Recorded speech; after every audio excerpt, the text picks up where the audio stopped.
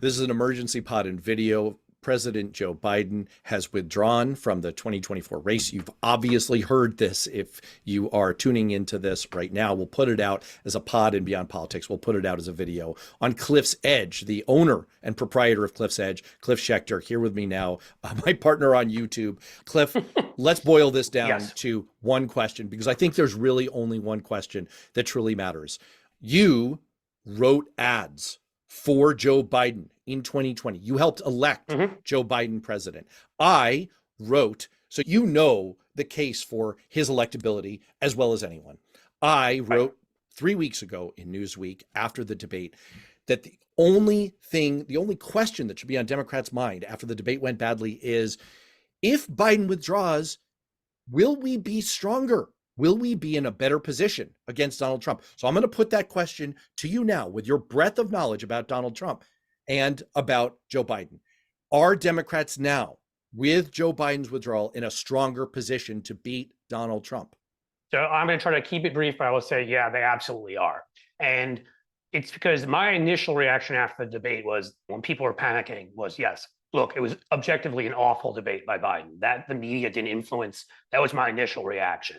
But Donald Trump has had objectively terrible performances. Most of the time he's on stage. Just the other night, he went back to sharks and batteries again, and all the other weird stuff that he does. His speech at the RNC convention was the weirdest, worst. I mean, I think everybody agreed he was unhinged. He sounded crazy. So my big problem the whole time has simply been, can Joe Biden do the job? Yes. Could Joe Biden have recovered from that debate? I was hoping so, because Obama, for example, had a terrible first debate. Everybody wrote him off in 2012.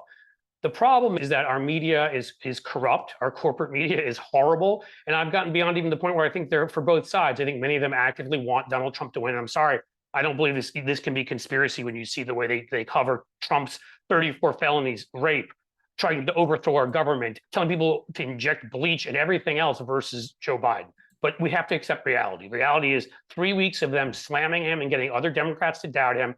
I'm looking at numbers. It's killed Biden's numbers to the point where 2/3 of Democrats even thought he was too old.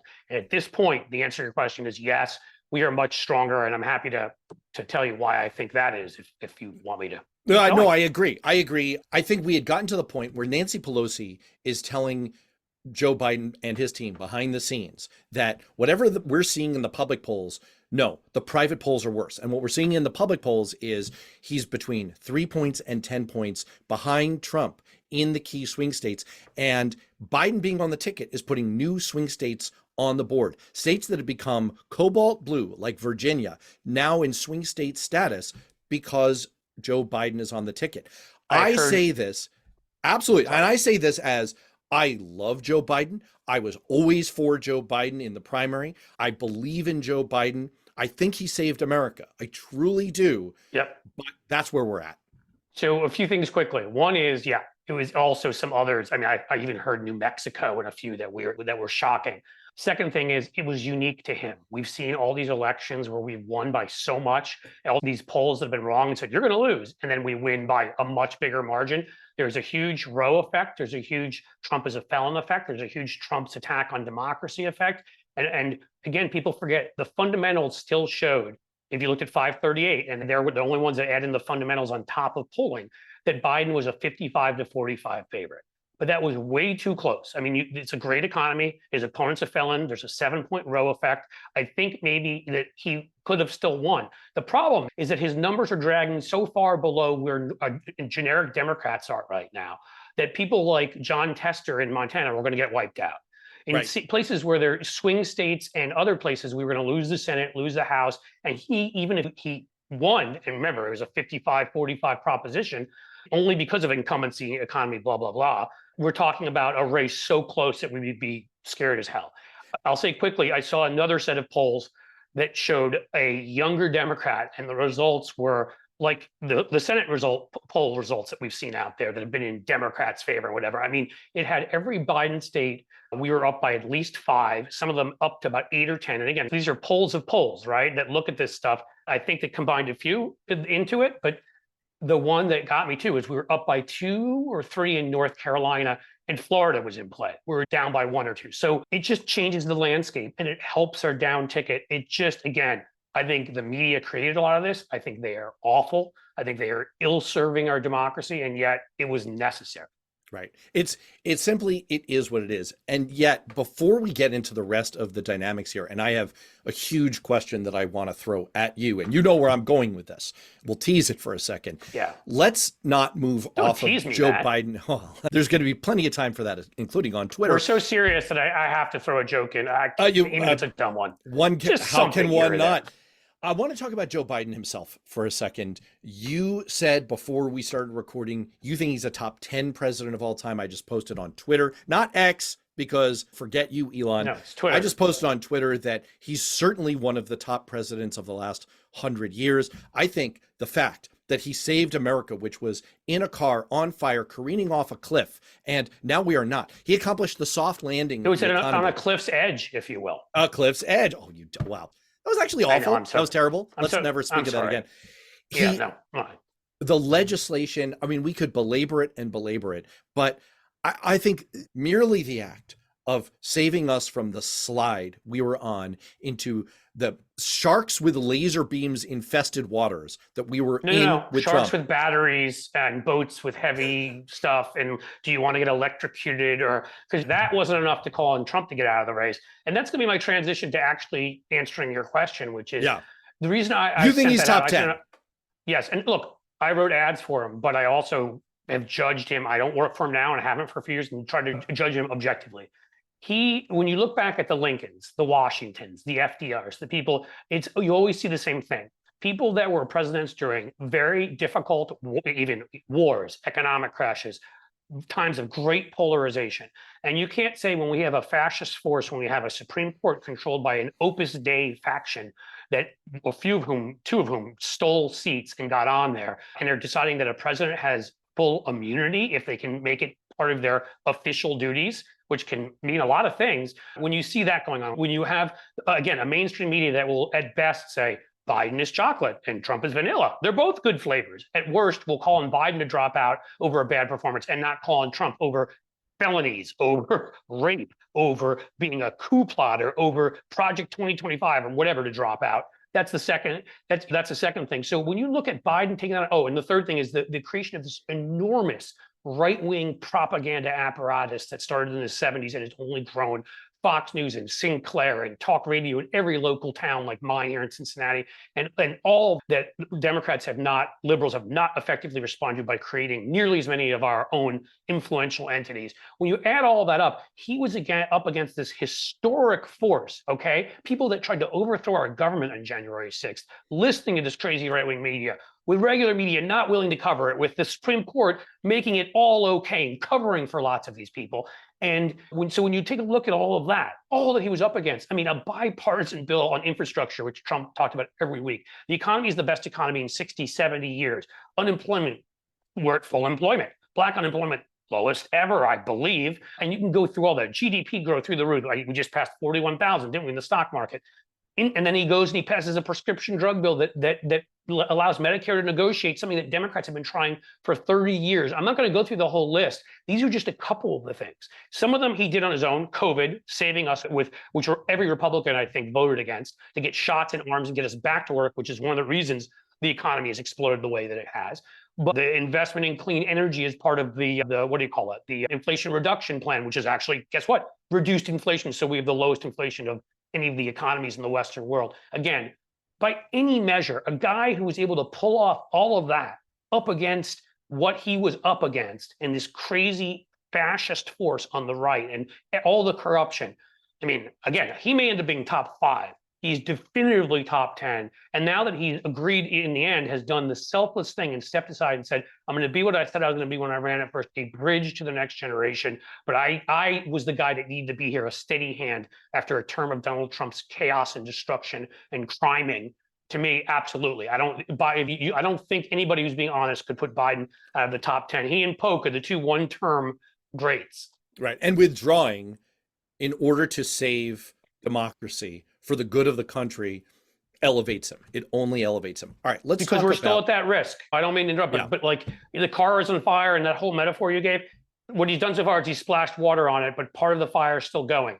because Trump is still out there. Marjorie Taylor Greene and people like that are the ones who are speaking at the Republican convention. No mention of George W. Bush, who somehow has become a moderate.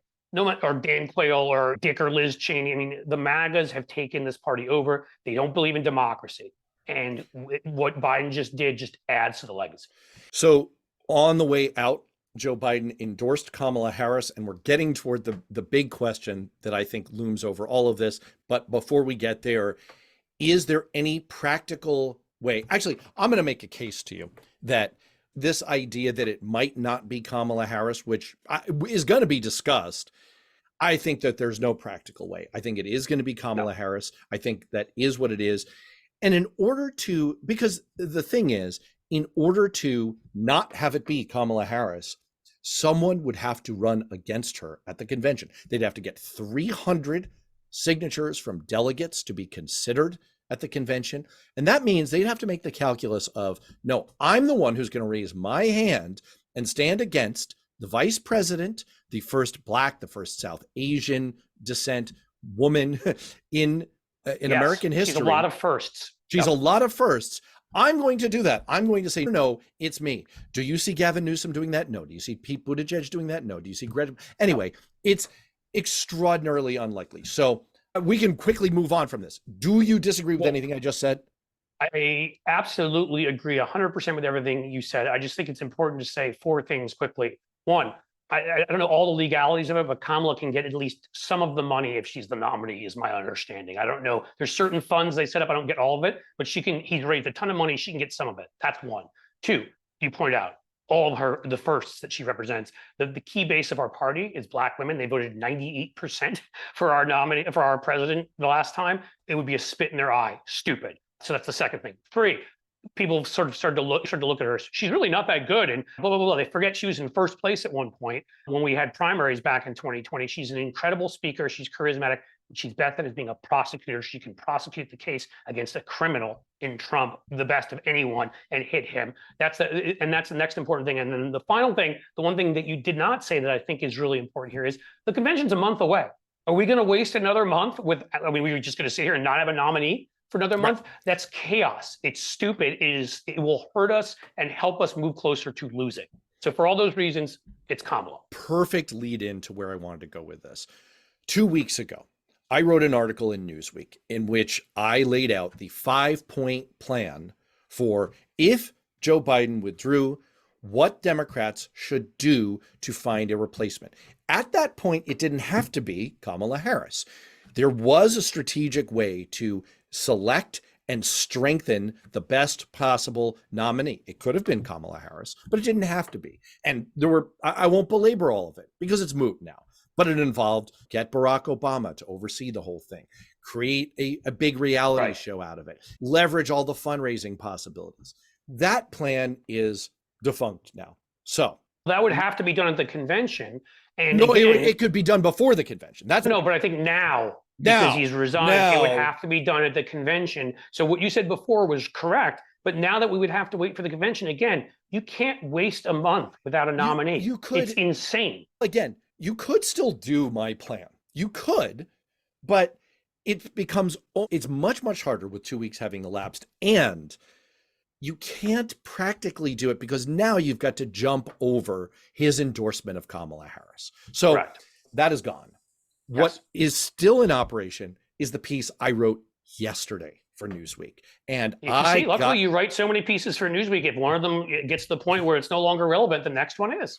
I'm always trying to skate to where the puck is going, right? I'm trying to think about what's the next conversation we're going to have and how do we drive it? How do we see around the corner and think about it? And here's what I set up yesterday, 24 hours before Joe Biden withdrew.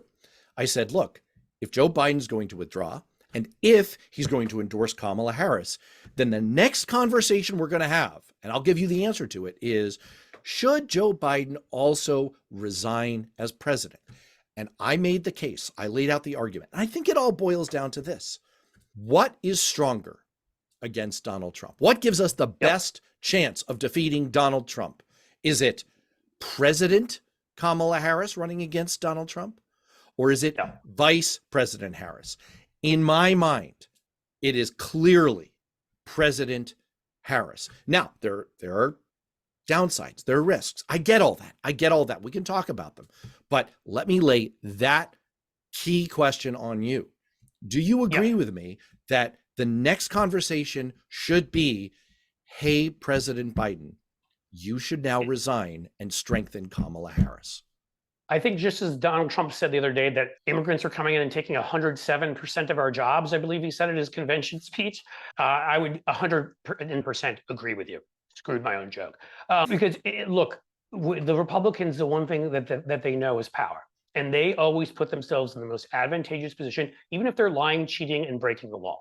We don't have to lie, cheat, and break the law. What we need to do is put ourselves in the most advantageous position and not sit there and say, that's never been done before. Or, I know that may not be in the Constitution, but it's not the way we should behave. No, this is about, if you believe Trump's an existential threat, which he is in so many ways, then you protect democracy. And the best way you protect democracy is if Kamala Harris is an incumbent running, as you're pointing out, I think that is the legal mechanism that gives her more access to the funds that Biden is raising. Again, I'm not 100%, I'm not a lawyer, FEC type lawyer, but I believe that helps there. But also, she then gets to step out front and he can step back now and she can claim credit for all these amazing accomplishments with the way she messages, which is incredible also. And she goes into a convention already with a ton of press coverage and strong.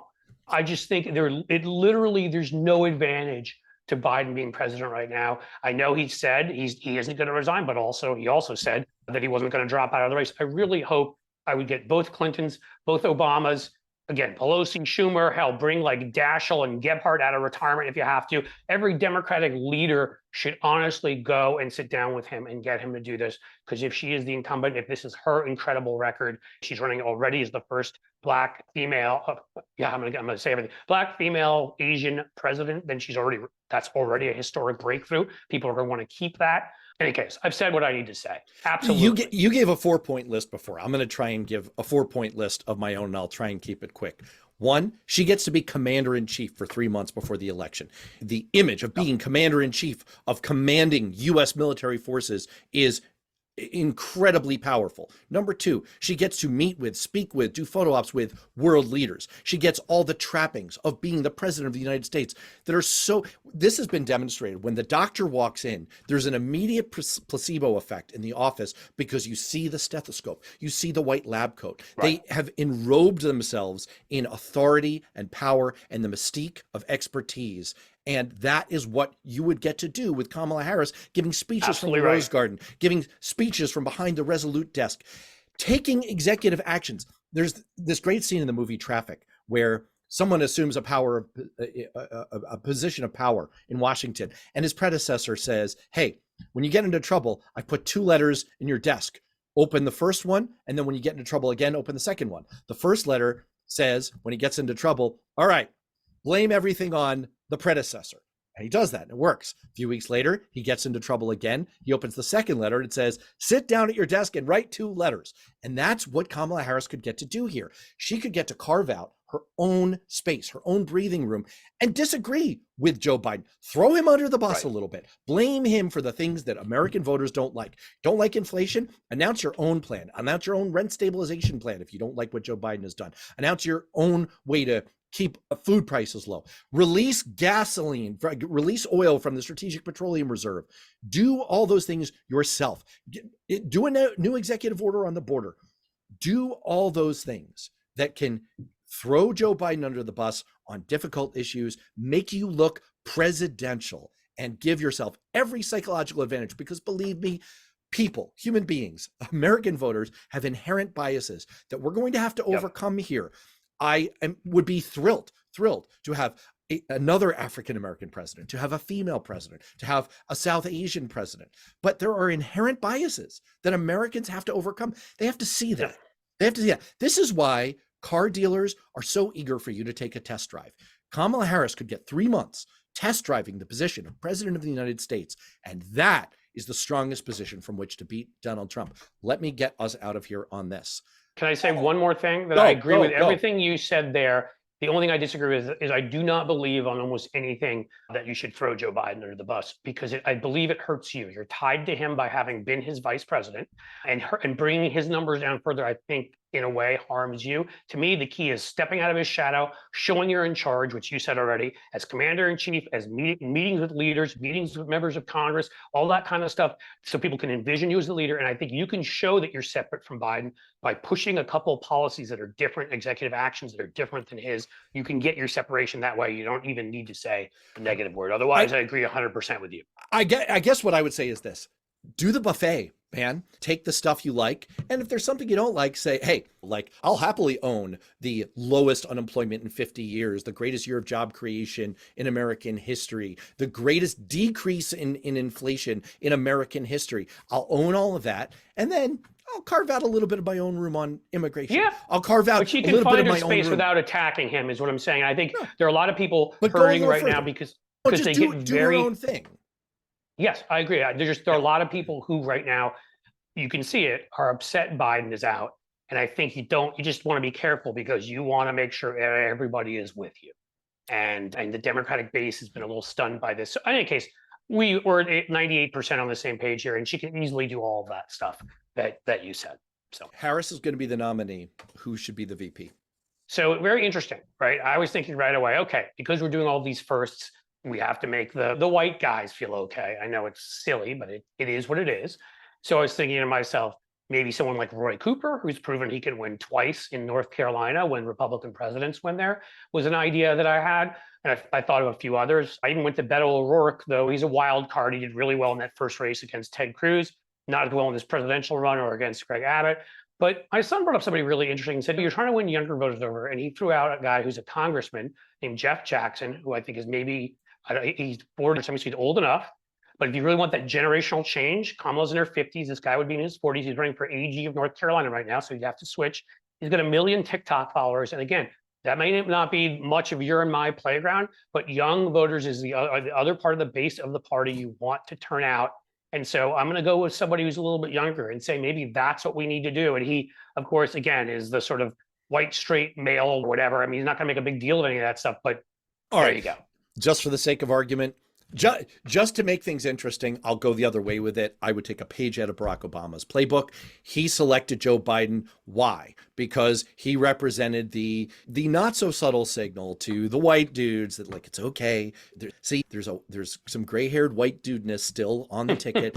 I'd go in that direction. I would go in that direction for a little bit of balance and psychological balm for the people who are gonna have a hard time getting over their biases. You have to say a name, though. You have to say a name. I'm sorry, that's a requirement here. I'd be cool with Gavin. He's not that gray-haired, but there would be a dual. Roy Cooper is 60, mid-60s, a little gray-haired. Yeah, Roy Cooper's good. Has won twice in North Carolina. Just saying. All right, I'll pick Andy Beshear. I like that one too, even though he's a little bit younger too. He kind of combines he combines what you said and what I said. I think he's younger, but he's also got the gravitas of winning Kentucky governor twice. Interesting. All right, man. Let's get out of here. Cliff Schecter. Subscribe to Cliff's Edge, and look, if you're watching on Cliff's Edge, listen to all of this stuff. We put up clips on YouTube, but we frequently have full podcast conversations with interesting people over on Beyond Politics. Subscribe to that too. All right, thanks, man. Thanks. Appreciate it.